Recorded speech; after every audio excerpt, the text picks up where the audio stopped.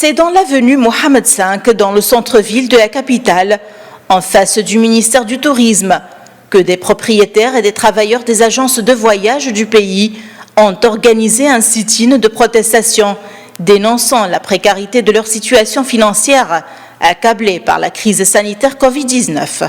Nous, on est maintenant stoppés, on n'a rien à vendre et on n'a rien à acheter. Et le pire, qu'on n'a aucune perspective pour l'avenir. Aucune perspective pour l'avenir. Ce qu'on demande, c'est notre légitime droit financier. C'est pour avoir une certaine liquidité pour subvenir à notre besoin.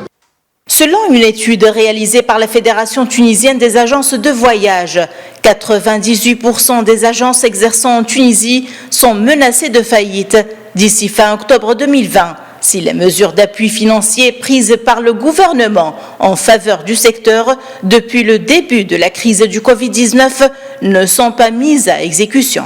Il y a un grand risque de perdre plus que 20 000 emplois. La faillite de plus que 1300 agences de voyage. Nous sommes dans une situation dramatique, catastrophique. Les décrets-lois qui ont été pris par l'ancien chef de gouvernement et par le ministère n'ont pas encore exécuté. Il nous reste à faire des mesures complémentaires pour appliquer les décisions. En plus que ça, nous avons perdu jusqu'à maintenant un chiffre qui dépasse le 1 milliard de dinars. Le tourisme, qui représente 13,8% du PIB tunisien, et une source conséquente de devises, est aujourd'hui confronté à une situation sans précédent. Selon de récentes statistiques dévoilées par le ministère du Tourisme, du mois de janvier au mois d'août de cette année 2020, la destination a enregistré une baisse de 73,6% par rapport à la même période de l'année 2019.